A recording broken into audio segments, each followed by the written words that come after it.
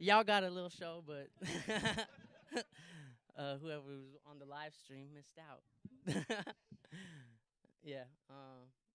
So I was just so ready, you know. And these lights are bright. You can't hear. They're so bright. But yeah, my name is Juice. Juice Box of Paradise. Welcome. Happy Black History Month. Um, I'm excited to be here with y'all. I'm excited for our feature tonight. We got the wonderful Carrie Joy. It's gonna be a great time. This is my daughter Chella. She'll be helping me host. And we got a great list of people who signed up for the open mic. If you want to read, if you want to rap, if you want to sing, if you want to do something, and you haven't signed up yet, be sure that you see me or Chella for the list. A couple things to know: you're being recorded, as you see. There's cameras. This is being live streamed uh, to a couple different places. We got Facebook, Instagram. You know, we could kind of say whatever we want, but for the TV show that this is being recorded for, if you cuss, you might like too much, you might get um, like chopped from the edit. You know, but if you don't want to be recorded at all, if you don't want to be included at all, just let us know that. We can stop the cameras. If you want a recording of what you do afterwards, let us know that. We can send you to the website, sacred-voices.org, and you can sign up to have that like sent straight to your Google Drive. Um, we'll do a 5 minute timer. If you see me like just stand up from my chair and walk over, that'll just be my way of like giving a little friendly like, hey, time's wrapping up. And if we have more time at the end, we could always go longer before we get on to our feature. But without further ado, I think it's time to get started, and I'm gonna get a drink of water. While we do that, Chella, do you want to choose a name that we could introduce from the list?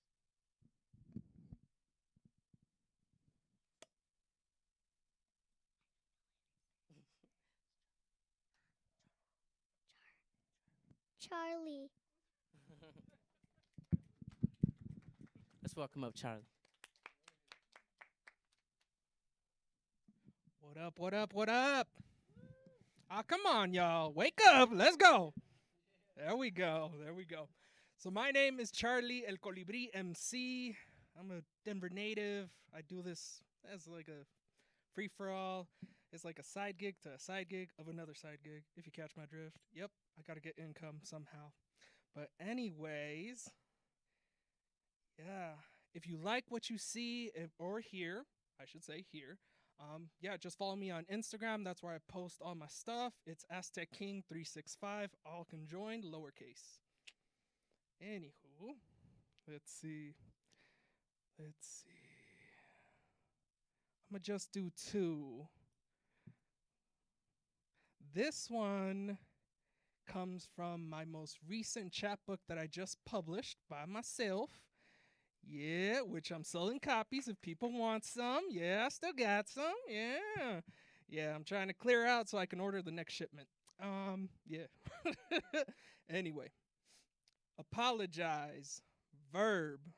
To express regret for something that one has done wrong. It's a uniquely fancy way of saying sorry for messing up, for causing harm to somebody else. You know, pre-K stuff where parents who raise their kids correctly will recognize it ain't weak to apologize. But I digress from stating obvious facts. As a colibri master of continental disasters, I'm that bioengineered beast of darkness that shines brighter than all the evil-eyed pontiffs that sit leering at me from their ivory abbeys. I will not apologize for being me. I will not be regretful for being brown. I will not feel sorry for the uncomfortable feelings you get when I spread out my wings and spit some truthful shit. I am the chemical mishap of an age of inquisitions and greedy tendencies where my skin and soul lay bare in a patchwork harmony that you call a travesty, since it's not right for me to have a whiter complexion. Let's speak that dirty guttural noises that are so deep and primal you can feel the R's roll in the back of your ancestors' stolen mausoleums, handcrafted by the bone meal of my own ancestors that were kept clean with the blood that drips off of our foreheads. I will not be sorry for being a successful failure of your founding fathers' wet dream epiphany, built to take the brunt of what physical labor means, to not say a single misplaced word. I don't regret a single word that I have that I will say. My words cut through all the red, white, and KKK clan tapestries you try to use to cover me in premature burial, unknowing, forgetting that my people are one with the trees and the wind, the desert loraxes of the mountain plains that feed off of brimstone and ash. Hasta le puedo cambiar al lado del cassette el lado B de mis discos rayado de la vida, ponerle de reversa a mi lírica que vive en forma de MP3, donde mis rimas suenan como balas de acero inoxidables penetrando el aire, porque sin verdades, sin filtración, son mis letras nacidas de mi mente que hacen hasta la tierra temblar fuerte. Porque lo que es más espantoso, lo que es más aterrorizante, lo que inspira esos cuentos de monstruos que los papaces blanquitos les cuentan a sus niñitos, es el rostro de un bárbaro como yo, que con cada suspiro que tomo, I can spit words that are toxic and corrosive to your steel chain link fishnets you try to use to defend your bigotry, since you have that one token friend who sounds like me, para disculpar tu retórica tan necia sobre como todo el mundo no tiene la misma blanquez como tú. Apologize. To express regret for something that one has done wrong. I will not apologize for being me. I will not be regretful for being brown. I will not feel sorry for making you feel uncomfortable when I get to spread out my colibri wings up and down.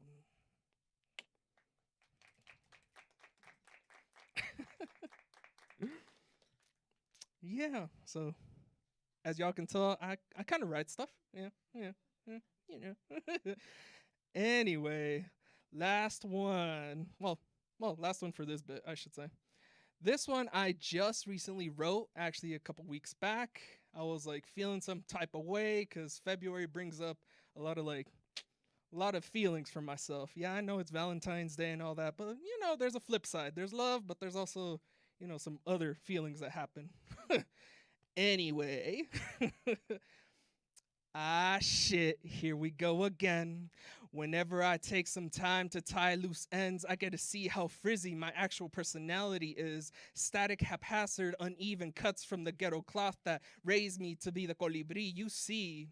With great wisdom and charm, I recognize the familiar pull of the dark recesses of my mind where intrusive thoughts roam free as a delicately placed bargain where I can stay somewhat functional but not need to worry about small fry lies and self-inflicting wounds that never truly heal up, no matter how much duct tape you use. My tattered cover exterior shows its true seams as the patchwork bleeds. With all the colors of the rainbow, a Disney nightmare where I'm free on a land with a ship crewed by me, myself, and all the other random disembodied voices that run this circus show. Electromagnetic impulses, I can feel the goosebumps climb up and down my body as I can already tell when my shadows want to take full wheel and spin me around town through recognizable cobblestone paths that reek of dried iron, rusted chains that hold ever so tightly to dreams and hopes of other visitors turned victims for a lonely road. Some travel seasonally for the sights, but others get too close for comforts and turn into nightmarish frights.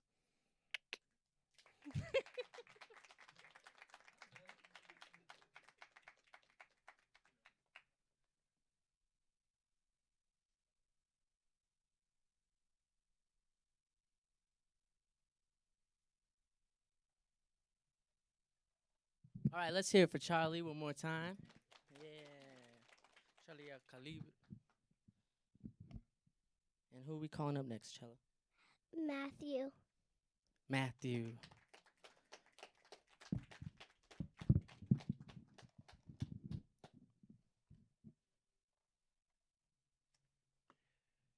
Hey everyone.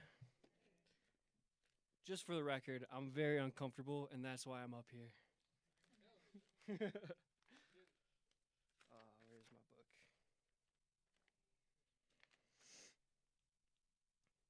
Oh Matthew, who are you? Oh Matthew, who associates with being so blue. Oh Matthew, you say you want to start anew, so you set out to uncover the imposter and you change your name to Acharapa. Yet it feels like you're living a double life. Where is the truth and where are the deep-seated lies? You say you're living intentionally under a new name, so why do you still point all of your blame, holding on to your shame? Oh, Matthew, no need to change your identity or live as a separate entity. It has always been you. Stop the double life and merge the two. You're a creator. Share your work of art. You're an integrator, allowing and accepting experiential understanding. When you interact with others, you have a special glow in your eyes, allowing this to occur without the mind's perceived disguise. Let go of the insecurities, they were fed through the lies, tied to the darkness, yet the awareness will teach you how to be more wise. Be the sound of silence, you've traveled miles for this remembrance. Don't move so fast, don't move too slow, flow with the arrow that leaves the bow.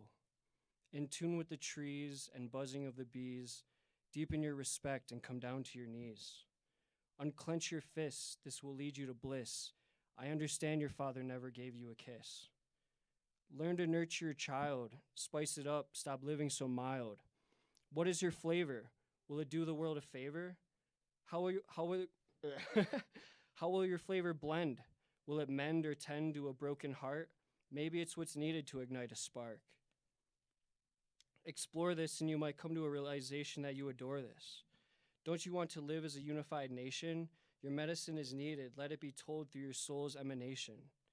Matthew, you're where you need to be. Close your eyes, focus your chi, merge your two worlds and come back to thee. Your key to success is to release the imposed distress. Speak your mantra asking support from Pachamama. I am me. I am free. I merge my two worlds so I may just be. Just be. Just be. The authentic me. Cool. So even with all that intuition and feeling connected and on the right path, you know, nothing in life is permanent, and it's kind of, you have to, like muscles, you know, you lose muscle after if you don't work out, so you gotta practice and practice, and it's like a lifelong journey. So this is another one I wrote, kind of going back and forth of being connected, falling back, being connected, falling back. It's called Firelights. Light the fire on the inside. Let me be the wood to burn all night, all day. The accountability for stability. A delicate dance, allow it to enhance its medicine trance. Feel the wind through my hair and the ashes in my face. I know I've come to the right place. Feel the wind through my hair and the ashes in my face. I relax into that space. Between thoughts and the thoughtless. Is this true wholeness, or is my ego showing off its boldness? Between light and dark, now who holds the spark? How do I know if I'm being pulled apart or coming from my heart? No one ever told me I'm a beautiful work of art. Hey, thank you for being here. I see your struggle, I see your pain, but no one here is to blame. Try and dry those tears and release those fears. Step away from those one-sided mirrors. I feel this truth as it makes a buzzing in my tooth, but yet it doesn't resonate. I don't want this hate, get it all off my plate, but I'm here having another taste. Ugh, this tastes horrid, almost morbid, how I just want to melt away. I don't want this sensation, this is not my salvation. How do I break free from this self-intoxication? Throw your pain into me, just let it be. I will help you to break free. My medicine is powerful as the medicine you share with another. It is the love in a hug and all the way down to a bug who graces your skin with this gentle remembering. Love is the fire that burns so bright, taking away all the pain out of sight. Let it in, let it be. This love light will always be a part of thee.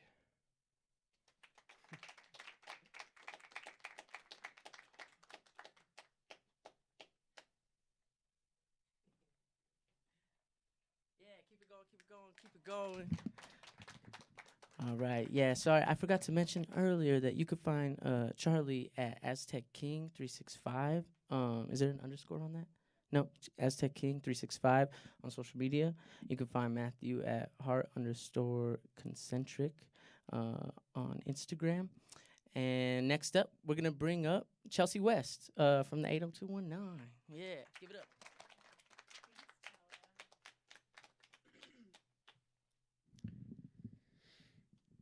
Hey everyone. I'm just going to read one today. I appreciate being here with you all you beautiful people. There's nothing more or less you can do. Let me start over. Hold on. There's nothing more or less you can do. It'll be over. In 10 years, you'll look back and barely remember. Find ways to have excitement outside of your job, outside of playing games, outside of messing with my mind, outside of wasting my time, outside of turning me into a heartless, dried up rind, outside of all of this. No one needs this anymore. I thought we just needed growth, but there's nothing more or less you can do. It'll all be over soon. I'm bleeding my love out. There's a cut, an artery is bleeding out. Every time I hear this, I can just tell, and you haven't treated me like that in years. My dear, these fears escape me, but the I love you from my lips will never betray me. I forgot what it felt like to be treated like that. And by now, you and I have to witness this in front of my face. It's got to change like today. Friends is friends, but I'm done with this. It's a means to an end. It's absolute torture. You're cutting me, choosing her blade. You're ruining our life. Trying you and me. She's trying you and me. Maybe soon against each other. I'm not your everything anymore. Now you're committed to this obsession. But I'm cutting myself out of the image. This is killing me daily, but an epiphany. I'm so sick of being human. I wish I was water again. Just water. But if I was water, I couldn't eat this pizza.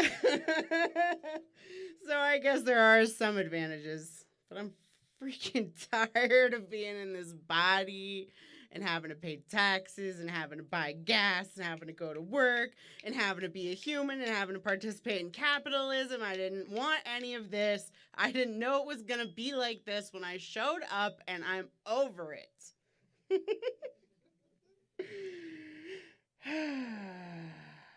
When I'm stuck in this brain, when I'm stuck in this body, when I'm stuck in this ego, when I'm stuck in this pain, the only thing you can take from me is notes.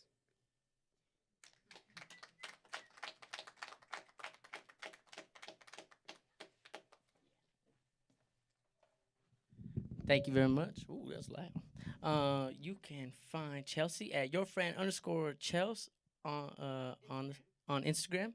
And speaking of which, please be sure to check out Sacred Voices on Instagram at Sacred Voices Denver, on TikTok, Sacred_Voices. You can't find me on any of the social medias. I do not have them. So if you want to keep contact with me, you got to get my email and my phone number. But somebody who you can follow and who you should follow is Dr. Lizzie. And you can follow them at Dr. Lizzie Lois on the social medias. But I'm so excited to hear what they got for us today.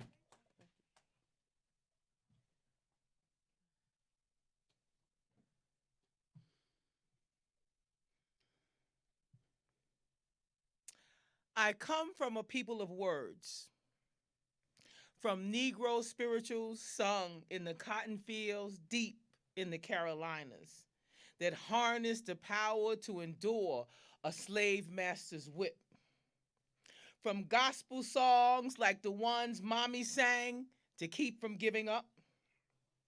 From the blues deferred Daddy sang beneath his alcoholic breath. From civil rights marchers keeping eyes on the prize and Black Panthers saying it loud, I'm black and I'm proud, to Ferguson marchers with their hands up. I come from a people refusing to stop believing in a country that does not wholly embrace them as part. Oh, beautiful, for spacious skies, for amber waves of grain, for purple mountain majesties above the fruited plain. America, America. As an African American, I recognize and embrace a generational obligation and social challenge to document history. I come from a place where words have had to be enough. So my commitment to my craft stems from a deeply rooted resolve that writing sustains life. And as Marshall Boteau put it, every word written is a victory against death. When I couldn't afford food or bus fare, I could still write. From scribbling words on church programs and brown paper towels to journaling and showing up for open mics, writing sustains me. I survived the ravages of New York City streets by writing. I wrote my way through custody battles, sporadic homelessness, and emotional despair. I write through living hells. As I move forward, I share my writing as an offering to help others experience writing as a vehicle of hope and an instrument to gather enough courage to face everyday challenges in life. I write to transcend disenfranchisement, and writing continues to sustain me. So I understand voice as an immutable force that propels forward an otherwise tentative history. As an African American poet writer, I have a passion and a duty to unfurl a poetic blood-stained banner engraved with cultural markers with a literary imprint of the African American urban experience of my world and psyche as a microcosm of a people restrained by invisible chains to join the ancestral canon of voices and hopefully make a living as a writer. By bearing down my creative nonfiction poetic pen and write out of a commitment to tradition, heritage of resurrection, and resolve to survive. And then, with the hope of an audience, lift those words up from the page, a testimony, an offering under the same sky as my ancestors. Words have always been a lot to me. Creating Under the Same Sky, a poetic revival, was a journey of collecting words through the oral tradition to shape them on page so I could lift them up off the page in performance. Oh, sweet. So sweet deliverance. Oh, sweet, so sweet deliverance. Oh, bitter conviction, but so sweet this deliverance. I can taste sweet deliverance in the tears that trickle down my cheek, rolling off my lip, dripping into my mouth. Tears with the taste of salvation, an emotional sweat with the flavor of redemption. Sweet deliverance. Looking at myself, the mess I have made, I am broken. Humbled in the face of God, I'm smalled in his presence. Reaching down into the pit of my habitual sin, the Lord brought me out, lifted me up out of the abyss. I could not see the walls stained with my illusions, scarred by my attempts to be my own God, cracked by strange efforts to free myself. I want to just close my eyes and not see the mess I have made. But God's voice says, behold and know when not to return. Now it's sweet. Oh, sweet. It's such a sweet deliverance. It's oh so sweet.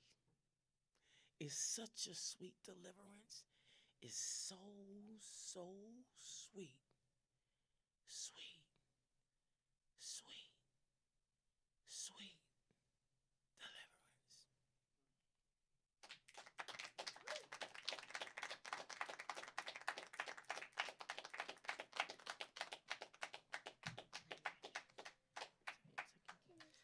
Thank you, Dr. Lizzie. Um, we are the primary sources, y'all. Uh, the textbooks, the the newspapers, everything will not be recorded in history correctly. We have to keep writing. Y'all have to keep writing. And I want to encourage y'all to invite the young people out to this open mic. There's a lot of older folks here tonight, and that does tend to be the case most times with this open mic. But Sacred Voices is a youth-facing organization, and we love to hear from the youth as our primary sources of today and of tomorrow and of yesterday. So bring them out, bring them out. And who? And speaking of the young people, who are we inviting up, Jill? Can you read it? No. No? Try. No? Okay. She chose Melina Somoza. Oh. Okay. All right, then. Let's go with Nello.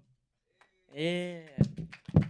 Welcome. Bring him up. Bring him up. Do you need a plug in?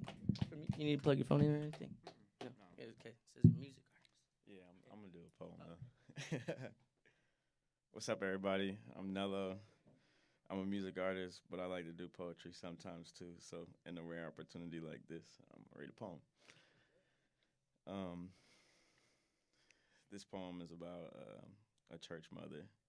If anybody's been to a black church or knows the black church tradition, you know what a mother is. It's not your actual mother, but it's a mother to you in the religious space. Okay. Every Sunday, mother asked me for a poem. Not my birth mother or stepmother, a mother of the church. One Sunday she asked, "Where is my poem?" I laugh and I say to her, "Next Sunday, mother." She used to smack her lips, give me that, "Nigga, please look," and jokingly say, "All right, now I'm gonna hold you to it." This time, she gently looks in my eyes, smirks at me, and tilts her head forward while saying, "By God's grace, I'm here next Sunday." I could feel the honesty in her remark. I imagine next Sunday without mother there, an empty seat at the end of a wooden pew, approximately 3 rows back from the pulpit, one less church hat and what used to be a sea of the most elegant head coverings. Next Sunday wouldn't be the same without mother there. I should write that poem, and I bet that mother would read it to God if she gets to heaven next Sunday.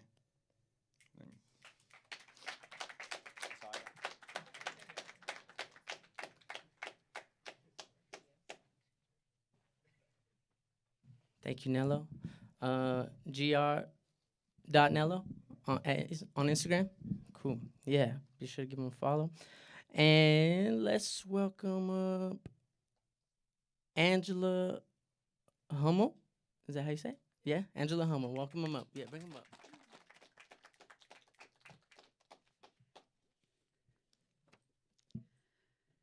This poem is called Greening.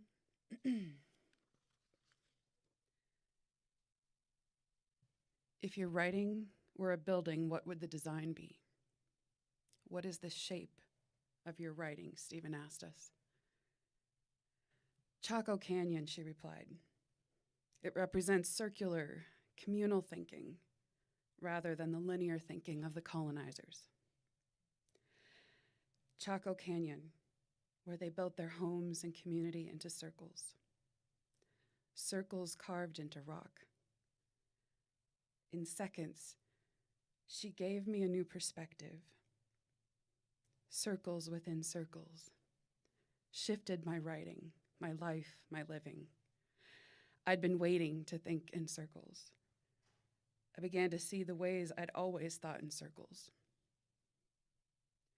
It begins with a question about grace. I started wondering what it is. Do we really understand what we're talking about when we talk about grace? People talk about it all the time like they know what they're saying. I often talk about it like I know what I'm talking about, but I don't. Not really. I'd been working on a series of paintings and poems where I had been exploring who or what God is, if God is God. Another word we throw around without knowing what we mean. Each painting had taken me deeper and deeper into the question, not giving me answers, but helping me find a way to be. I ended up swimming in love, seeing it all around me, Love became my word, my reality, replacing the word God. Each stroke bringing me into who and how love is, and then more questions surfaced.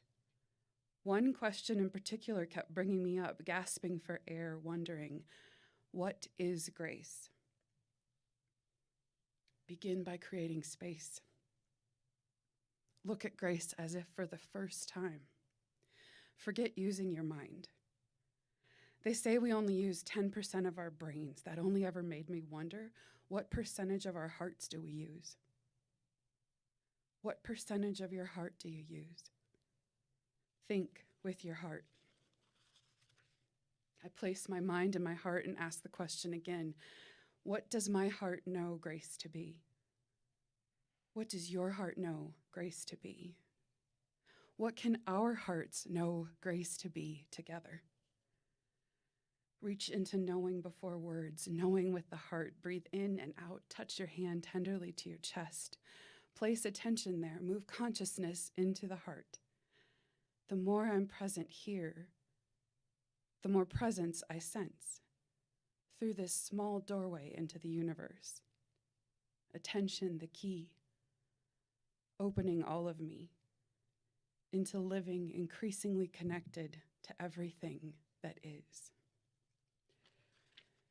The question becomes my prayer, the question my mantra. On the inhale, what is? On the exhale, grace. What is grace? Air moving in and out. Over and over and over again, what is grace? I repeat these words, use them as a lasso I throw around my distracting thoughts, pulling my mind into my heart. What is grace? Eyes of my heart, look into that deep place of knowing, knowing before words. What color is grace? Tell me what color your heart knows grace to be, before, without words. Could you tell me without words? Would you paint the color of grace? Green. I could say it's black. My mind immediately wanted to say it's black, reasoning that black is the sum of all the colors, that it is the absence of color, a paradox that fits, but that's my busy mind wanting to be right, wanting to appear intelligent, so incredibly astute. But my heart, even more quickly, perceived green, sees green, feels green, tastes green, hears green. Green. Green's never been my favorite color, so where is this green coming from? Silence surfaces the answer. A whisper in my heart. Hildegard, Veritas, greening. She constantly referred to the fundamental creative power of the life force as greenness. This radiating green vitality, Veritas, shining through and from the structures of the world, in the juice of each single organism. In the juice of each single organism. In the juice of each, the juice, juiciness, juicy, green. It began as a question leading into other questions, a question about grace. I was thinking about you. I'm always thinking about you, wondering if you are what you are, trying to know you, to paint your essence, working out ideas on canvas, into the paint, back and forth, moving through understanding with acrylics, abstracting color in line. If you exist, you are love. Love that is greater than any one person or institution can contain or articulate.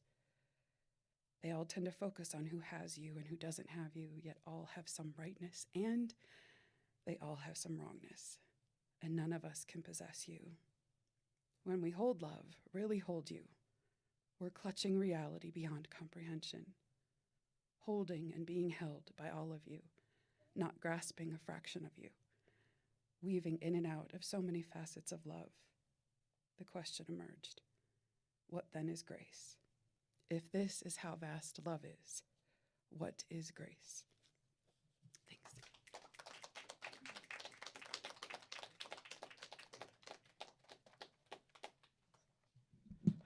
Thank you, Angela. You can find more Angela's work on social medias at Art Theologian. And we are going to continue it rolling. We're going to welcome up Fernando Gomez. Fernando Gomez.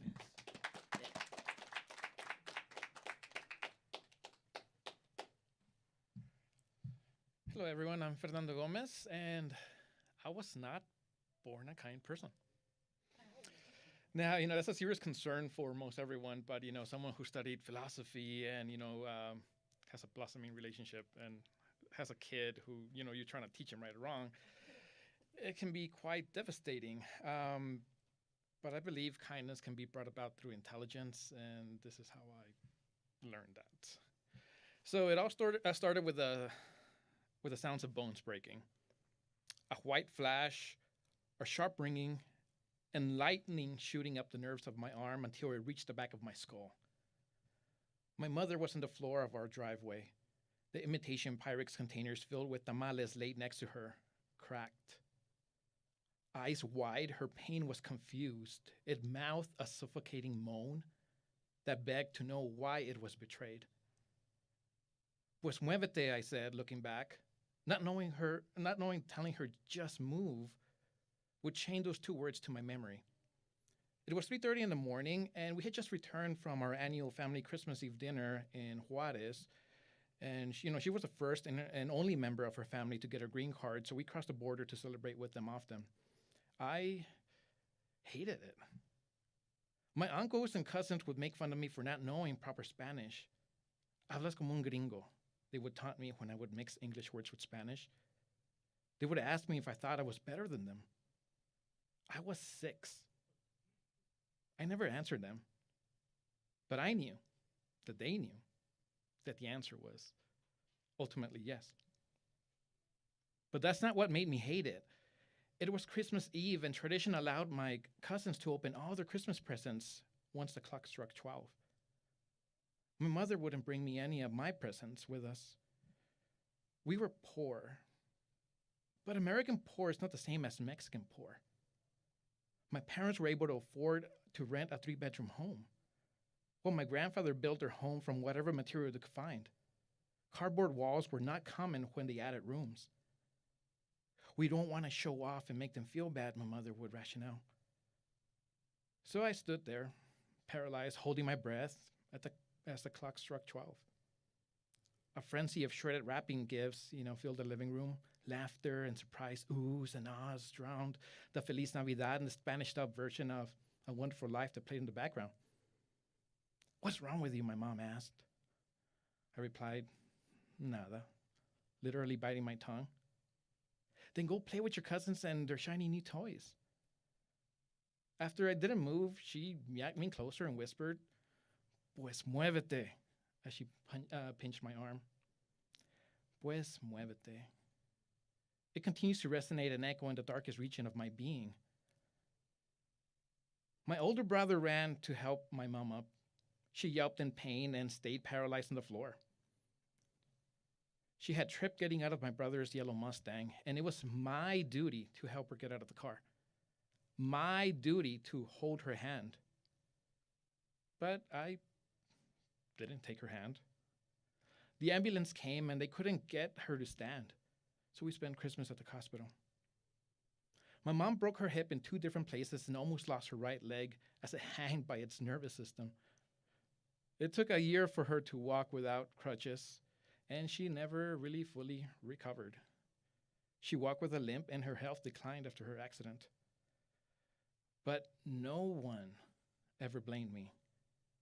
As she was rushed to the hospital, the paramedics asked who was to blame. Era un accidente. It was an unfortunate accident, my mom said. The 2 white paramedics didn't believe her and accused her of being drunk. My family was shamed by the accusations, yet I stayed quiet. No one had ever asked me why I didn't take her hand. I wouldn't know how to answer, but the only thing I know is that I am to blame. The jealousy, anger, and resentment that came early that night did not help me. It wasn't in my best interest to create this shame and guilt that pushed inside of me with every tender step my mom took since that day. I hid it and saw how my mother never questioned her unfortunate accident. She protected me. I realized that I was not born with the kindness. I don't feel the same ache when a child falls and scrapes their knee or when there's an oil spill in the Atlantic. But I learned to rationalize what must be done and what should be done. I can calculate. And the answer is kindness. So that's what's in my best interest of the world and subsequently me. So I can protect the good. I can protect it now, even though I wasn't born with kindness. Thank you.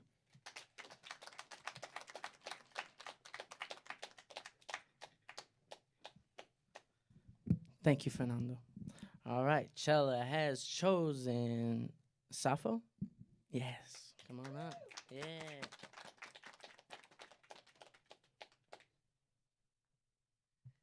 Hi guys, I'm Sappho. I don't have any social media handles, so if you want to keep in touch, you can get my number. I'm just going to be doing 2 poems today. Thank you. I love her. I love her so. Without her makeup or with it, the way she holds her head with her hand, the way her shirt folds around her, her laugh. Her tousled hair I notice while I capture her image with my hands and pencil when I'm supposed to be paying attention in math class. The light dappled off her skin and I felt a clench in my chest like my heart was hungry. So sometimes I imagine holding her close, cutting myself open with my cracked nails, my blood sticking to my sides, my stomach stretching, my ribs cracking wide enough for her to fit inside me, my jaw unhinging open as muscles stretch and break to swallow her beautiful words and thoughts. And if I could, I would run my hands through her hair carefully to not tug on any knots. And I sit and I dream of holding her until I remember her gaze is not on me, and the closest I get is when she asks me to be with her, and my leg touches hers as my hand longs to hold hers. So I cry myself to sleep, knowing I come so close, but I was so far.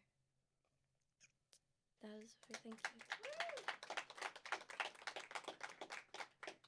I don't like titling my work, so yeah, they're all untitled.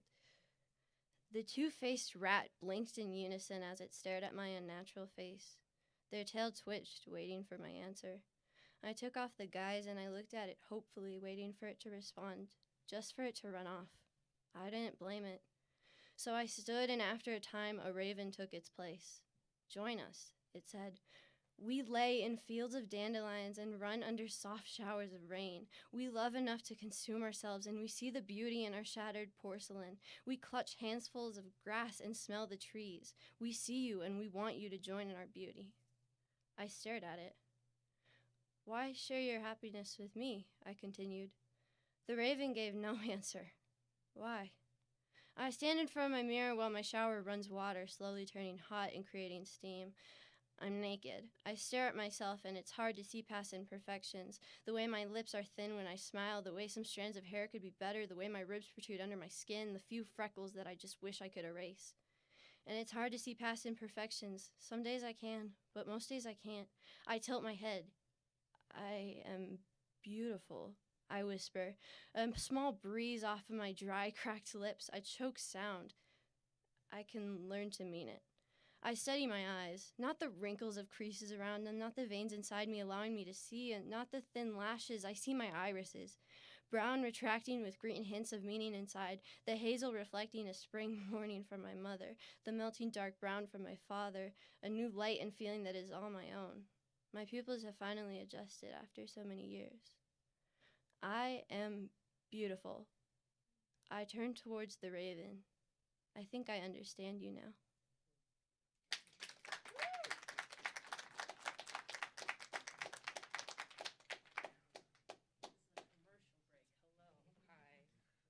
Commercial break from me. Hi, this is Bree. Just wanted to share some events that are coming up with Take Our Voices.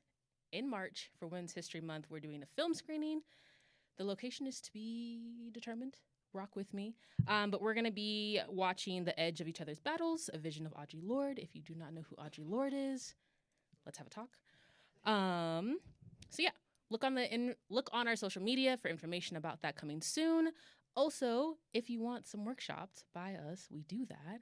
We don't do open mics, we also do workshops. We do culturally responsive based poetry and ethnic studies workshops for grades K all the way up into college. We haven't been in the K world yet. The kindergartens are kind of scary, but we'll do it if you need us to. We just got done with a 4th grade residency workshop, so let us know. We love being in the classroom. That is it for my commercial break. Goodbye.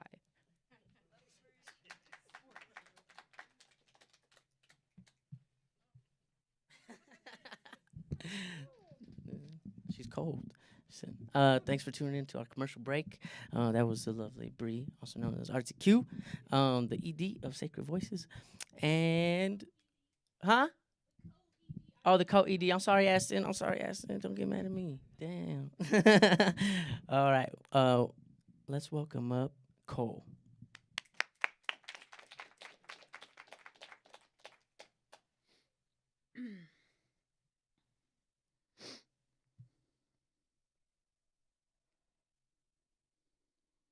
This little light of mine, I'm gonna let it shine, let it shine, let it shine, let it shine. You sing that a million times, then cut me out of the family line. I lost my faith at the pew when I was half of 22. I thought my grace was to save and not the hate I learned from you. They surprise baptized me at 16 because I still hadn't given in and I was living my life in sin. I've never been one to follow the crowd. I've never been one to say it aloud. I've never been the one. I've never been the wise one. I've never been the last one standing, and I am tired. I am tired, and I am retired and relearning how to be whole, revealing each and every hole in their plot. Because rainbow or not, we are not yet free. Somebody say hallelujah. I heard there are secret chords in holy notes, and Mary is pleased when you're on bended knees in the shrubbery. And if I really believe you are God, where is the rod you spared? Where is the time we shared? And if really was the smoke and the incense in the aisle, then I talked to smile. I walked this mile. Bright in my mind, light in my hand, doing what I can. And learning how to love again takes every ounce again. And somehow, I begin. Thank you.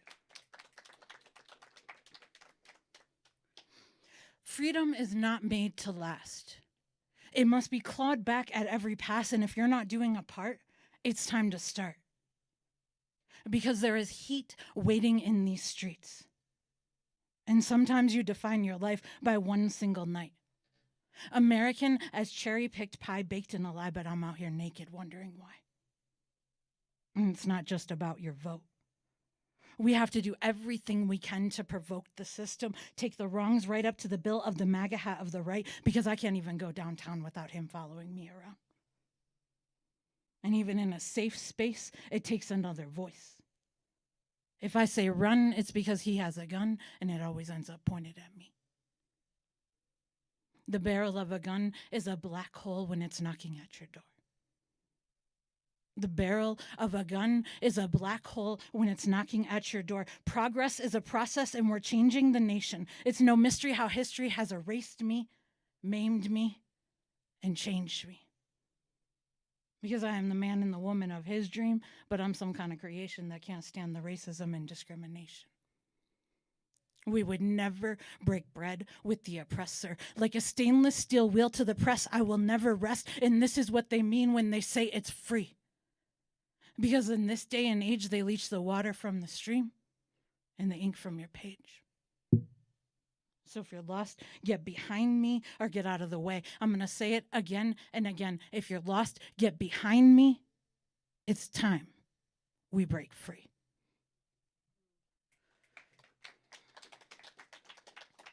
Thank you. If you belong on this land, raise your hand. Because too many of us have sat by and watched each other cry. Where is the gun on your hip? Where is the one from your chest? When will we ever rest if I look over and see a bullet he can never forget? And my ability surpasses my desire. my resilience on fire, lit beneath the wings of the people without paper, the master without spoons, and the mountain without her rocks. When will we ever forget? When will we have rest if I look over and see we are bereft of our people, of our freedom, of our land, of my son, and never my daughter? Where is the mess of your gun? It was at your chest and now in my son. Where is the rest of your love? Ripped through my chest, ripped through his flesh. Which one of us is really blessed? Where is the mess of your gun? It was at your chest and now in my son. Where is the rest of your clip? Not my jet. What is this mess? Where is the rest of his chest? We were blessed. Now this. So if you belong on this land, raise your fist, because too many of us are stuck like this because you have sat by and watched our children die.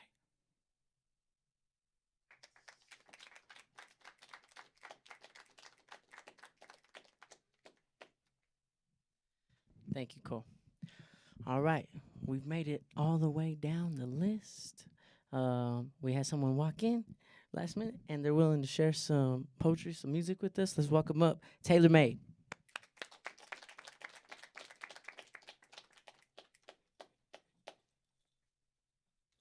Hey, how are y'all? Good, good. All right. I was gonna do some new stuff, but I know I don't.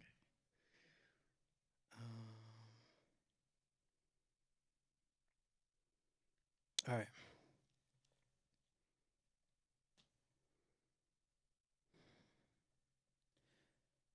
Sometimes I feel like every love song is an ode to hip hop. Maybe it's because music was the first woman who ever kissed me. She had that 90s R&B fullness on her lips, so when we touched, I felt her TLC, and like that, I told her, I'm ready, yeah, you know, I'm ready to love you forever. Hey, love, come love me forevermore. She said, boy, you a goddamn fool.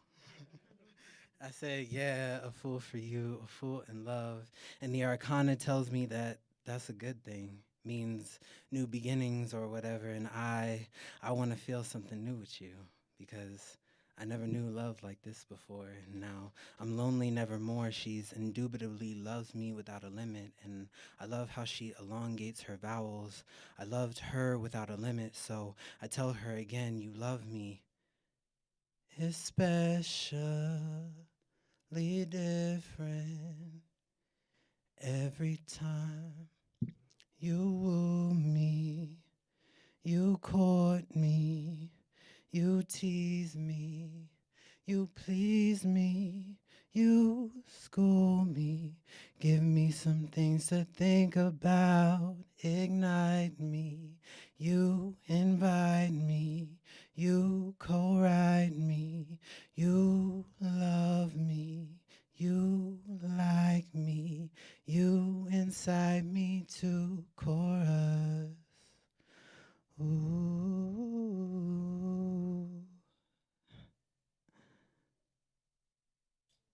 Thank you.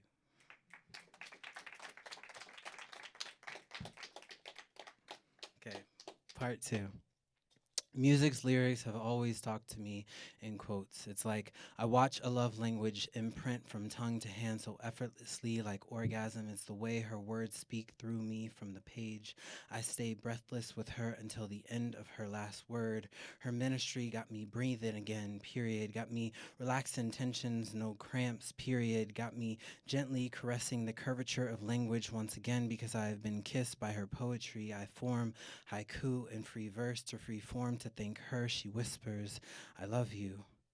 Let body stay present and sing. No need to erase your perfected depiction of the word I love how this letter feels strong even when others mistake it for L, mistake it for weak just like they do to the black boy who sings. I tell her, give me the strength to be the strongest letter in the alphabet.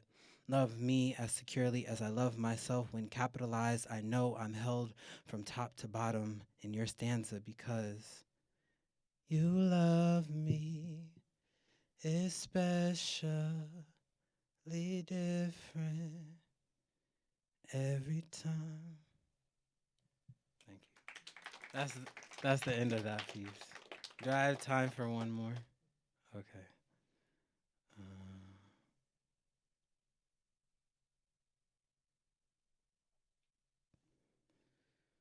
on. Okay. This one is called I Am. I am like a rocking chair, swaying between despair and joy. On the happiest of days, the angels of my great-grandmother's arms rock me to sleep. Her grace is reassuring when I notice my momentum gets me no closer to my dreams, all the while feeling restful in my sleep. It is only when I awake that I hear the creaking of my chair, unsure if the gift of her protection spell will ever give me the courage I need to fly or be still so I can figure out what I'm made of.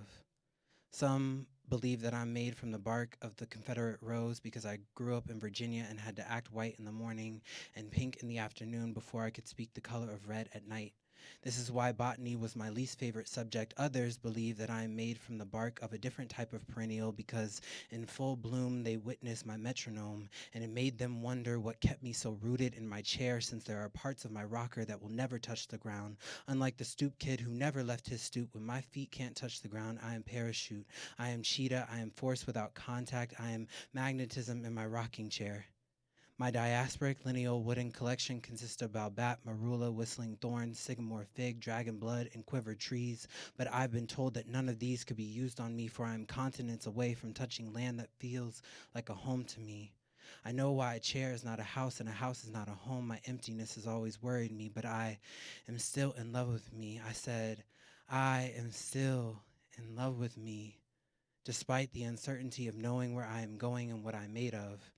This love seed was born in my grandmother's garden. Ida told me I'd be well within my rights to reconstruct what I'm made of. She planted the roots that created a part of me.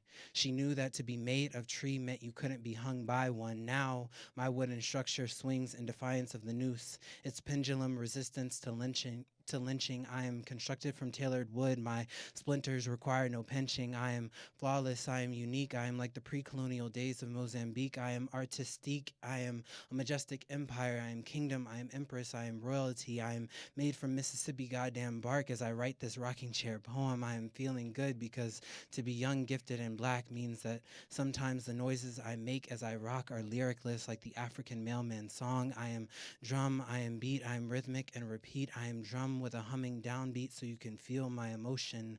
I am syncopate breaking free. I am black or just another nigga to some who's tired of being a mortal man. I am at the intersection of renewal and bereavement. I am off my rocker on the lowest of days, desperate to be made of refined and polished wood like mahogany. I am expensive like a Motown production and would like to know when I am going to find my way back to a home with zero corruption. I am the whiz trying to discover how to win the game without breaking the only thing I have to hold me, hold my body and soul when it feels weary. I am like a rocking chair, discovering my security to believe that if I know myself, I'm always home. Thank you.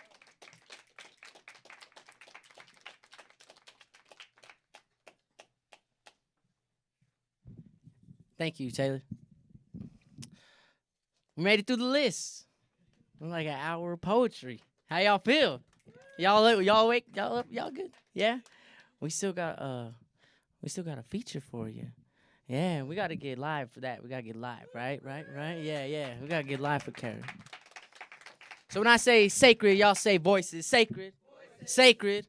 When I say wake up, y'all say woke up, wake up, wake up. Word. Word. Would it be okay if I share one more with y'all before we bring up Karen? Yeah? All right. Thank you. This that blood flow, that heart pump, that gun smoke, this that that cutthroat, that shit that makes you duck low. Hoping you don't get stuck though, and praying you ain't the one that a motherfucker comes for. Hiding behind anything, you gotta stay slumped low. looking for the nearest door to run for. You're calling 911, but you gotta keep it on the hush though. You're whispering for safety. Operator asking questions, you're speaking hasty, saying, can you send the police and send them right away, please? The operator says, what's the emergency you need them for? You reply, there's an active shooter in the store, there's an active shooter on campus, there's an active shooter in the crowd, there's an active shooter in the theater, there's an active shooter in the club, there's an active shooter in the mosque, there's an active shooter, there's an active shooter going crazy, please send help, I don't want him to take me. She replies, can you give me a description of their sex and their race, please? As if she didn't see him in her head when that sentence begun. There's an active shooter, and he's a white man. It seems to be a white man again and again. He's a white man with a gun. She asks, are you sure? As if she wants you to get closer, but you can tell he's a man because of his beard and his shoulders, and you can tell he's white not because of his complexion, but because whiteness was created as a possession, and he is white. In fact, this is his claim of it. He's white, and he's screaming. He is not ashamed of it. He's white because whiteness is celebrated, it's taught about, and all the stains on that whiteness get covered up or blotted out. He's white because he believes himself to be. He's white because he believes whiteness is the key, his ticket of admission into the land of the free. Free because it was stolen and built on the home of the brave. Not brave as an adjective, meaning ready to face danger, pain, or warrior, but brave as a noun. A Turtle Island's indigenous warrior. The home of the brave was a land of freedom until it became a land of brave souls trying to stay free from white men with guns. It's almost as if it's in their DNA. But is it nature or is it nurture? Is it the skin they wear or the ancestral memories they bear that make it so easy to commit mass murder? It's almost as if it's in their DNA. Or it's almost as if roads get paved, towns get planned, mountains mapped, and then given the names of white men with guns. It's almost as if holidays get given. It's almost as if statues get risen. It's almost as if white men are celebrated. White men with guns are celebrated, and this is where we are here. This is where we are hundreds of years later. Even though for hundreds of years, the Braves have been saying, you'd be doing us both a favor if you took those statues down. You know, you'd be wise to change the name of your illegal town. We know your pride tells you we ask too much or that we ask a lot, but could you stop turning our oppressors into your namesakes and turning us into your mascots? Maybe we have been kept from your subpar education for so long that we are fools. Or maybe if you stop naming schools after mass murderers, you'd see less mass murder in your schools. It's just a thought. Or maybe it's a prayer. Not like your thoughts and prayers you send to the victims. You see, those are empty. If you were really thinking of them, you'd change the way your people think. You'd make it mandatory to think about the pain your ancestors caused so that you could feel the burden they have passed to you. The guilt and pain you feel isn't something to shun. You carry that the same way your ancestors carried the gun. It's called muscle memory.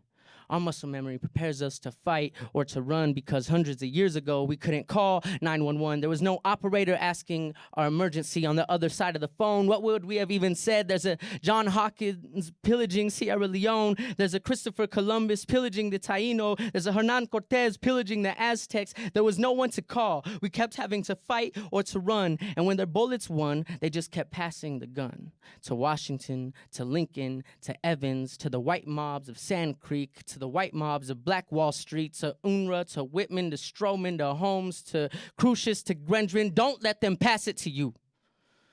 Hold the awareness of your whiteness as tight as the families of its victims wish they could hold their loved ones one last time.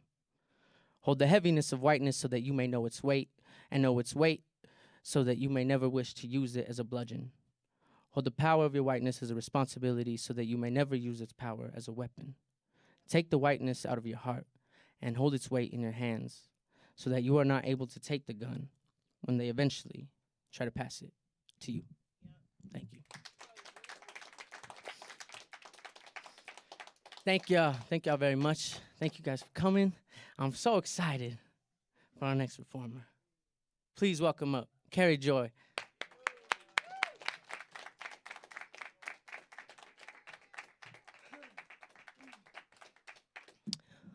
Oh, well, go on. What's going on, y'all? What's going on, y'all? Y'all all right? We here? Cool. Woo wee. Hey, I ain't gonna lie. I'm going through some shit right now. So, for those of you that might have seen me perform in the past, my energy might be a little bit different, but it's gonna be all right. We're gonna have a good time. I just want to thank every single person. I appreciate you. Thank you. We can snap on that. I want to thank everybody for hitting the mic that did tonight. It takes a lot of courage to get behind the mic and share your heart, share your story with a bunch of people you don't even know, especially a bunch of people, on TV and live streams. I don't know who's watching. You know what I'm saying? So I just want you to give yourself some love. So can we give everybody that hit this mic a round of applause?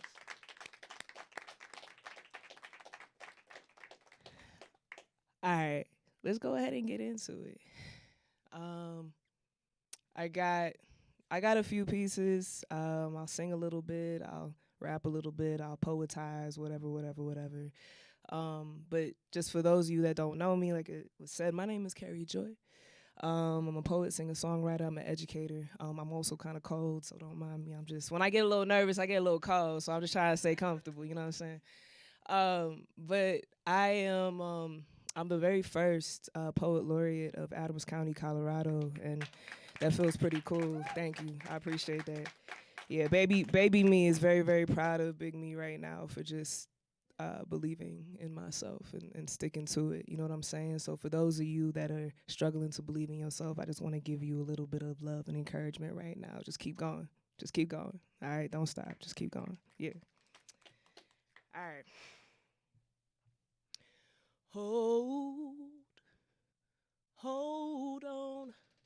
Hold on to me, 'cause I'm a little unsteady.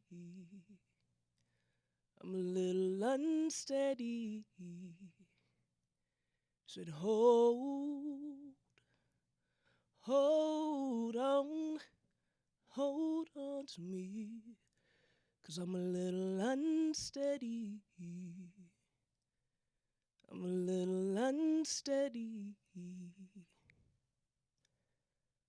I got family members that told me that they rather me dead. So I spiral on this mic about bitches that left me on red, about the shit that almost killed me. Welcome to Inside My Head. I had to fill it with promise, so I ain't fill it with lead. This is where I dream to be free. This is where I dream to love me. This is just where that spiritual warfare be. I battle insecurities I learned from broken niggas that preached about God, about purity, while they preyed on the meek, while they stole from the poor, and I had to work 3 jobs for heat. How I gave them my all because they said that God would bless me. They fooled me my whole life, but I chose to believe. Willing to give my soul for that blood-stained creed. Look, I accept I was played. Now I have all this rage. I'm trying not to hate who I am outside of just being saved. Now I can't trust myself. I don't believe what I say. I'm trying to bet on me, but what am I worth today? I guess I'm too hard to love. I guess my truth ain't enough. I guess I gotta lose myself for the big white man above. Fuck it all, I'm just a hypocrite. I've been trying to own up. Fuck it all, hated myself so long, I'm tired. Are we done? My ex called me a liar. Well, bitch, it take one to know one. I had to make up that shit for survival. You think I just did that for fun? Well, now I pimp pain for profit. Don't really know how to stop it. They call me brave, but the child inside is still afraid. Let's be honest. I got bills to pay through these tears, and then y'all pay me just to watch it. Ladies swear they're in love until they see me break down in private. Man, we can't handle the truth. Nah, we got too much to lose. Our sanity, our family hope, so we rather choose to agree that the bullshit is real. Maybe we just passing through. That heaven is our goal, but fam, what if heaven is in you? What if you are all God's? And what if Jesus was too? What if he just knew who he was? So maybe he started a coup, hoping that we'd come through. Greater work shall we do. But when everyone suffers, a hell is all we produce. I said, when everyone suffers, a hell is all we produce. I said, when all we know to do is suffer, a hell is all we produce. Thank you.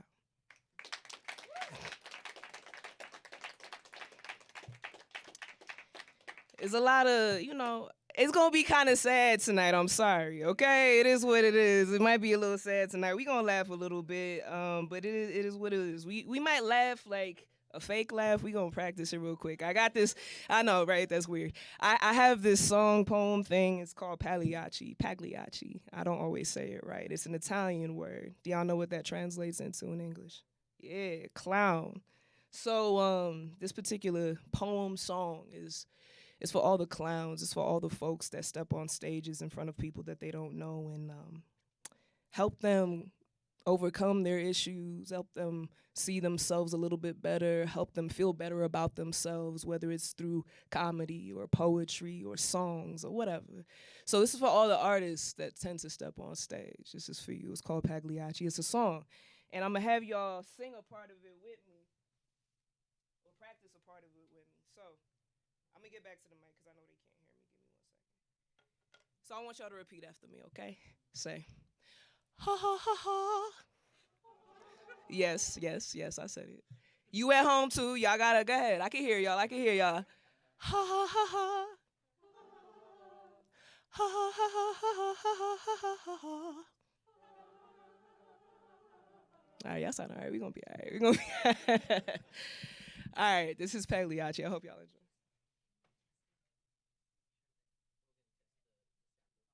Let's play.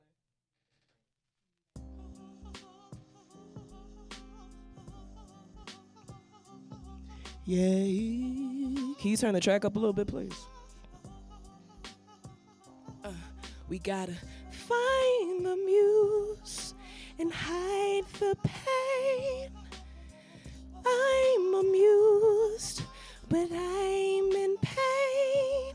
Look, to keep from crying, I laugh to keep from crying. Now I'm lying, I make music I confide in. I be hiding in these lyrics like I'm on an island. I ran away from the niggas that triggered me to violence. See, I got blood on my conscience and it started with my own. Can't tell you about the amount of times I wanted to go home. Not talking about East Flatbush or the Berg, I mean my soul. I mean God rest my soul. This life was getting old. I thought suffering was my only hand, so I would fold. Thought I should be stoned to death for my love, so I was told. So I just kept on to my lonesome like a penny roll. I buried all my secrets in the smiling in the song. Don't think I did it wrong. I found that I am blessed here. I don't regret I'm in the present. Found the time to rest here. My eyes water these rhymes. That's why I call it next here. I blossom all in time. The lessons I collect here. I do feel much obliged to give the mother my ear. Ancestors tell me shine. My demons say I won't dare yet. They boogie to my lines. Yeah, we still carry joy over here. I found that I can fly. I just gotta face my worst fears. They don't believe I'm shy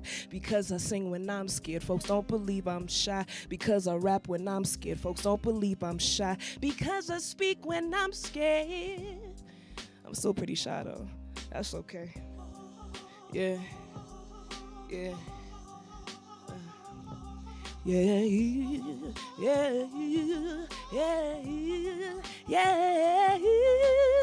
Find the muse and hide the pain. I'm amused, but I'm in pain. We gotta find the muse, hide the pain. I'm amused, but I'm in pain. Find the muse, hide the pain. I'm amused, I'm in pain. Yeah, yeah, yeah, yeah, yeah.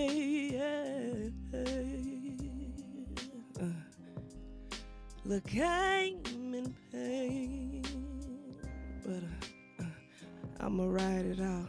But I'ma ride it out. I'ma ride it out, even though I'm in pain. Thank you. All right, all right. What we got next? Okay, so yeah, man, we live in America. Oh shit. I don't know if y'all been paying attention. I mean, it's been hard not to, but I've been also trying not to for my peace of mind. Trump has been winning how many caucuses and shit all over the country, and I'm just confused. You know what I'm saying? Like, I'm just, at this point, I'm just like, I don't understand like how we got here, how we're here, how we're doing this again. There's mass genocides that have been happening all over the world, but there's one that's definitely, been I think getting more attention as it deserves, right? It's been happening for quite some time, for far too long. And, it's just interesting to me, the shit that we're going through in this world and in this country. It's interesting to me that, when I was a little kid, when I was in school, what was taught to me about this particular country was that there was a group of people that, got on some boats and, they came to this land because they were fleeing religious persecution. That's what I was told. Anybody heard similar stories? Like that's what we were told, right? Okay. And so, I just, we look at what's going on in Palestine. And I'm like, yo, we've been here before, fam. We've been here before. And it's like I can hear the land acknowledgements being written in preparation for that occupied land to fully become Israel. You know what I'm saying? Like, it's like I stand here in America and we talk about the people, the mass genocide that took place on this land.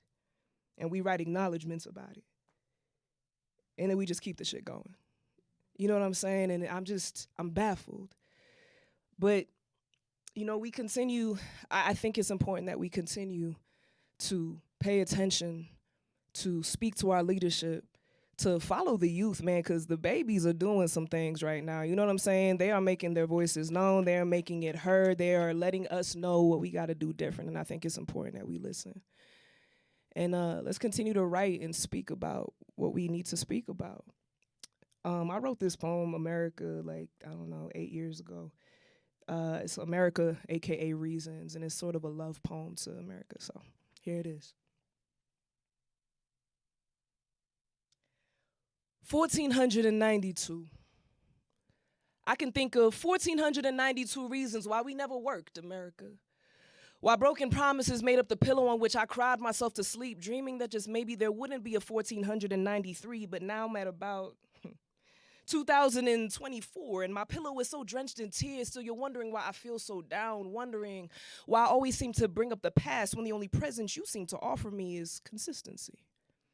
America, you promised me that you would change. You promised that the seeds of greed and hatred that was sown into this foundation would be uprooted and destroyed. Your vows were supposed to be self-evident.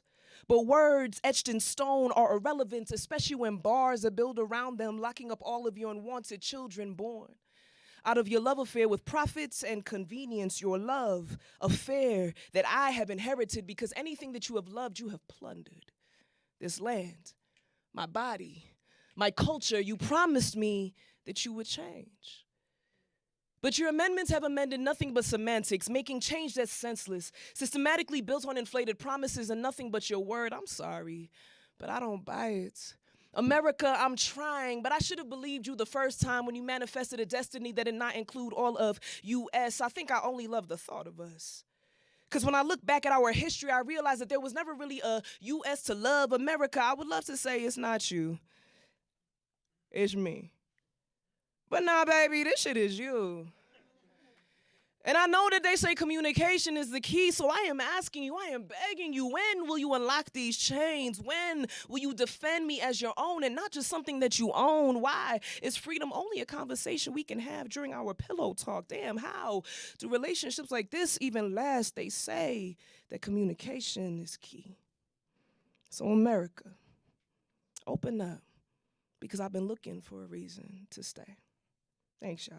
And I'm probably going to leave anyway, to be honest.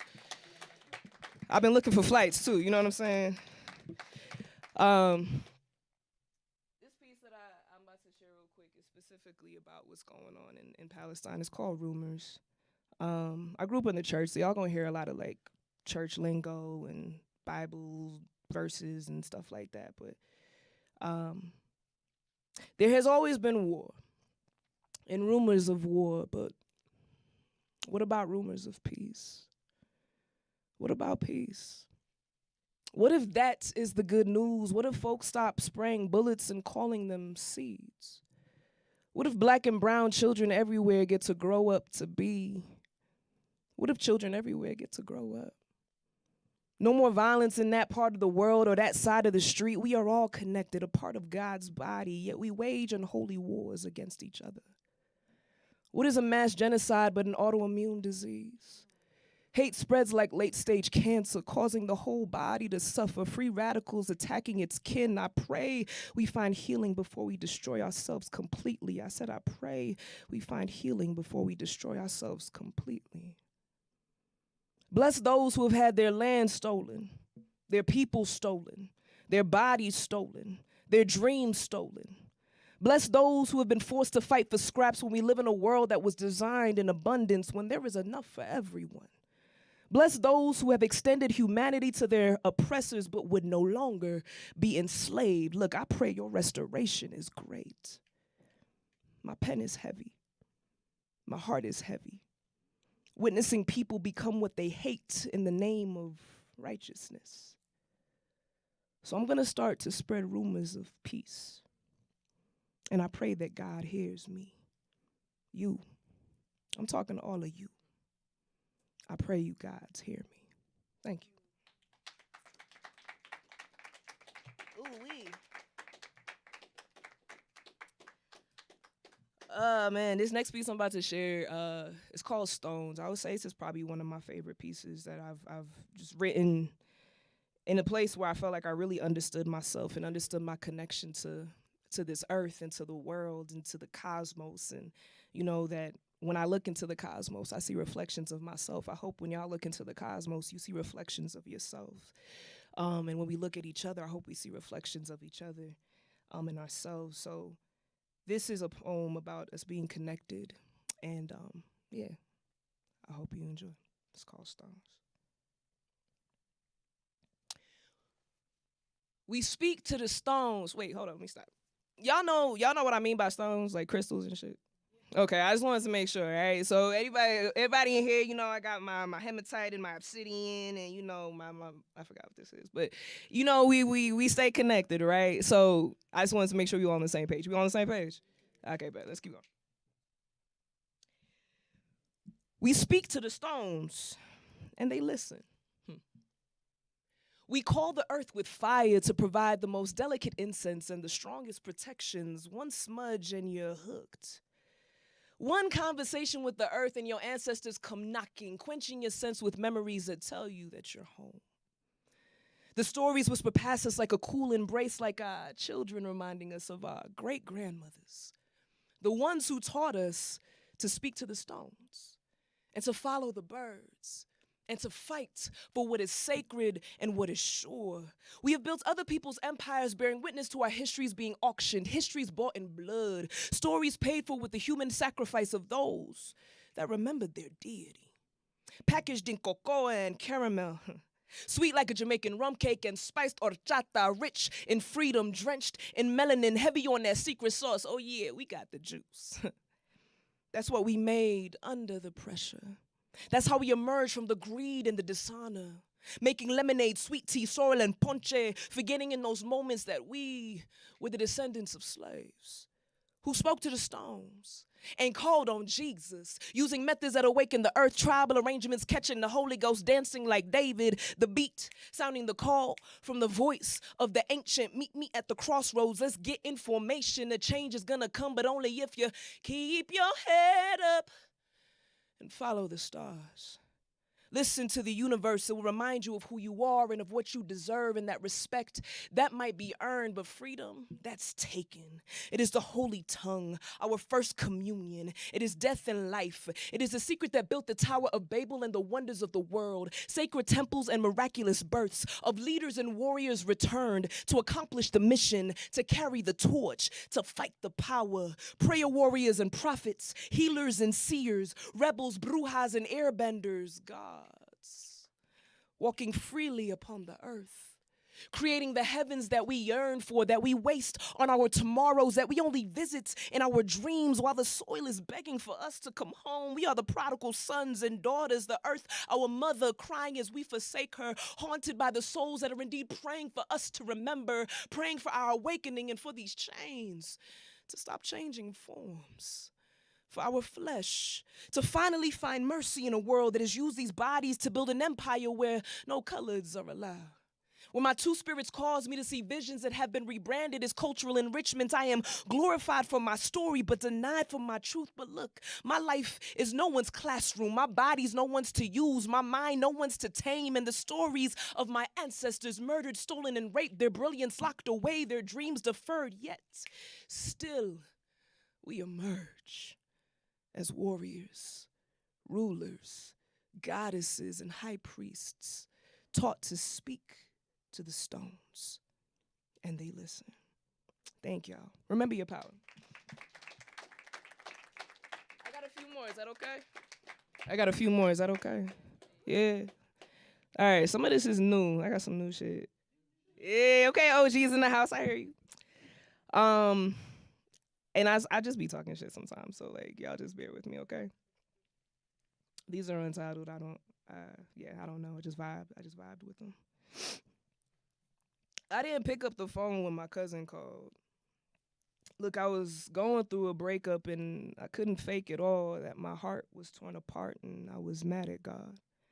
And the last time that cousin called, it was to send me off. See, she called to say she loved me, but she wouldn't approve of the life that I chose to live, broke my spirit in two.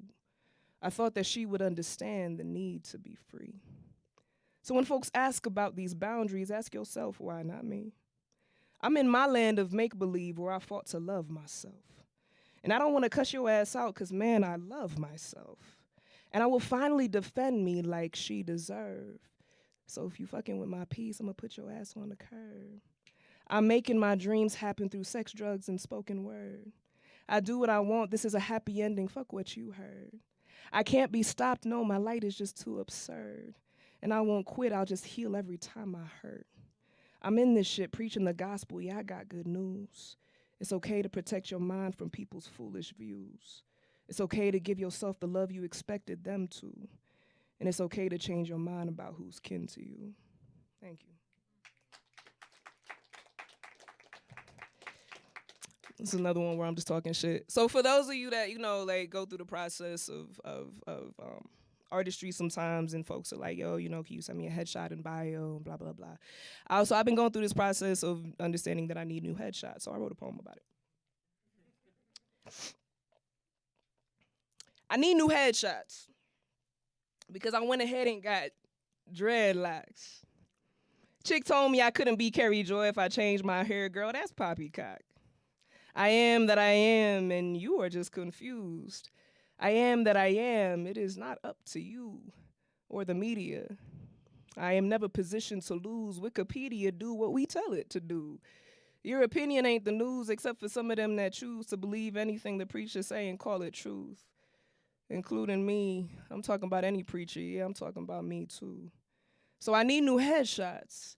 So if I come up missing, y'all know I look different. And when you put together the search party, make sure there's food options that include vegan. I have people that love me that are not meat eating, and I want to be found by the weekend, so I need new headshots. I probably need some new poses too. I'm never sure what to do with my hands, and my steel blue is starting to give me wrinkles. So damn, I need new headshots. And for a minute or two, I did think about Botox. I'm just being real. But they said once you pop, you just can't stop, so I'll just keep it real. But I need new headshots because I went ahead and got dreadlocks. And within the first month, I almost cut them all off. I thought I couldn't be Carrie Joy without them, but I was just confused. I am that I am, and I am written in history books. But those history books still need new headshots. Thank you. Oh, man. This next one I'm about to do, I'm almost done, y'all. Like I said, thank y'all for bearing with me as I'm up here talking shit. It's my favorite things to do. This piece is called Home. It's really short, but it's for anybody that is learning to find home where they need to find home. I have learned to find home anywhere, in a cup of tea, a walk, the body of a poem, the wings of a song. I sway between the strums and rhythm, rest within the cadence, move with fire to the beat. Call it survival, call it gratitude, call it power, call it self-care, call it patterns or coping.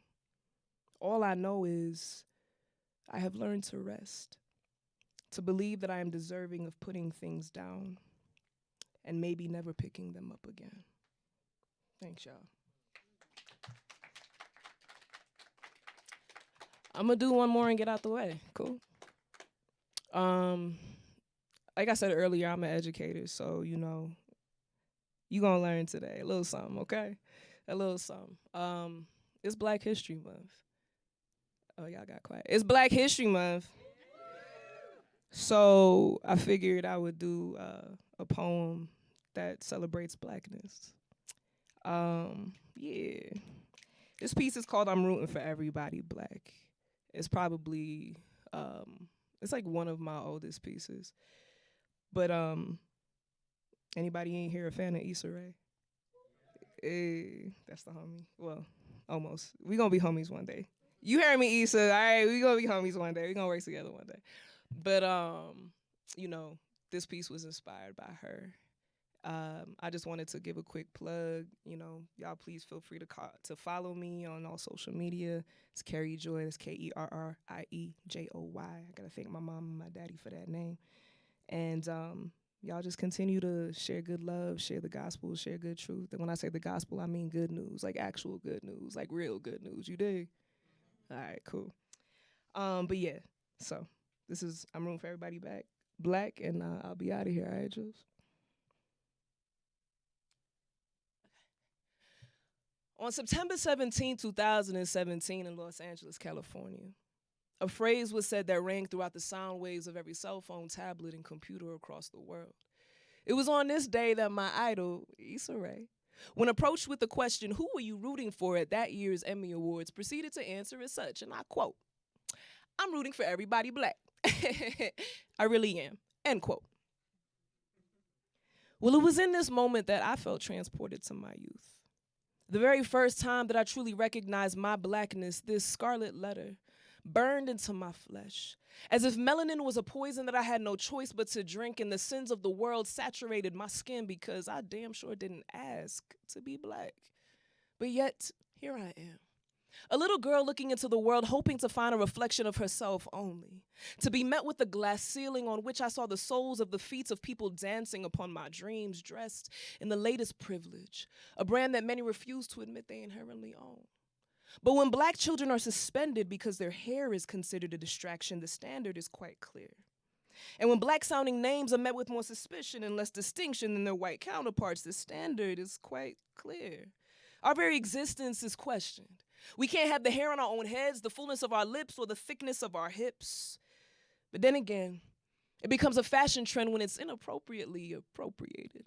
Selling melanin $30 for an hour session or $500 for lip injections. Meanwhile, all our lives we had to fight for this to simply be okay. For my right to simply take up space without being of service, of entertainment, or being considered a threat. So listen.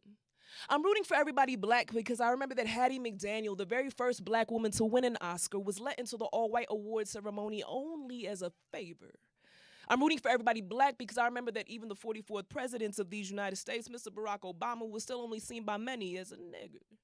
I'm rooting for everybody black because I resent the allegation that affirmative action might be the root cause of my success, when it is simply there to assure that my magic is acknowledged, my magic, that dynasties before me have poured into my eloquence, because as a black woman, speaking black has become something that I do with pride. Because some of the earliest of languages were birthed in the land from which my ancestors were stolen. So my vocabulary and my intelligence in no way deny my blackness. And my occasional to frequent use of ebonics, they don't deny my intelligence. So listen. I'm rooting for everybody black because I'm sure that 8 of the Little Rock 9 that are still alive today would be happy to educate you on why we so resiliently created a language of our own, as a proper education was always reserved for folks that didn't look like me. So I'm rooting for everybody black because as we infiltrate spaces that used to be deemed white only, I am telling you that you have always deserved to be there. You can compete with anybody. So I'm rooting for you to show up.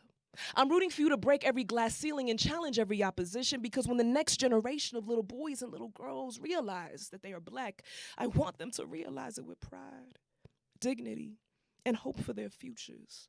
Their lives do not have to be a tragedy. I want them to wear this skin, this scarlet letter, like a badge of honor, because listen, black people, we do miracles. We walk on water. Held up by the sea of beautiful black bodies that came before us, we raise the dead, because living within us is the strength and resilience of those ancestors. So you define yourself. You're not the stereotype of your hip-hop culture. You're not a monolith. Yet every color of the black rainbow, every tint and every hue is you deserve to be your own, not a burden to your race to explain away your individuality, but you're beautiful and unique, and I'm rooting for you. I'm rooting for you because you was smart, you was kind, and you was important. I'm rooting for you because you are elegant and you are divine. I'm rooting for you because you are soulful and brilliant. You are loud and boisterous. You are meek and socially awkward. You are creative and you are unparalleled. I'm rooting for you because black bodies like ours are still being sold as chattel today. So I'm rooting for you to emancipate yourself from mental slavery so that we can all remove those chains. I am rooting for you. The next Martin Luther King, the next Maya Angelou, the next Lauryn Hill, the next Franz Fanon. I'm rooting for you. The next Chadwick Boseman, the next Tessa Thompson, the next Nello, the next Neil deGrasse Tyson. I'm rooting for you to be the next you, baby, to be the only you. And to make sure that your world will never forget your name. I said, make sure your world will never forget your name. I said, make sure your world will never forget your name. My name is Carrie Joy. Thank y'all so much for being here with me tonight, for being here as I was just talking some good shit. And I hope that something, anything, one thing that I said tonight resonated with you. God bless, be safe, peace.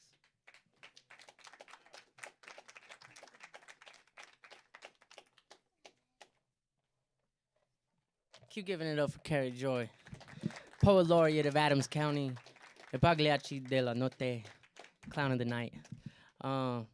Yes, keep writing, keep being that primary source, keep imagining. Thank you for pointing to that. Like, we have to imagine a world that we want to live in our heads first if we want to see it in front of us. All right, so keep imagining, keep writing, keep sharing it, keep loving. I'm going to go down the list. I'm going to remind us all of who was here and give us their Instagrams if they have them or their handles. So we had Charlie El Calibri at Aztec King 365, Angela Hamill at Art Theologian, Matthew at _concentric, Sappho does not have any social, but you could get with them, they said. And Cole at 000, Cole 000, Chelsea West at your friend _Chels, Fernando Gomez at Gomez.Fernie with a Y at the end. Dr. Lizzie at Dr. Lizzie Lois. Yeah. Nello at gr.nello. Oh, you did not. You signed up on accident. Yeah. TaylorMade at TaylorMade Poetry. Taylor is spelled Taelor. Made Poetry. I don't have socials, but you can also get my email or my phone number. And, of course, Carrie Joy. At Carrie Joy, yeah? At Carrie Joy on all the socials. So thank y'all for being here. Follow Sacred Voices at Sacred Voices Denver. Keep up with us at sacred-voices.org. And hope to see y'all and bring some youth next time, yeah? All right, peace.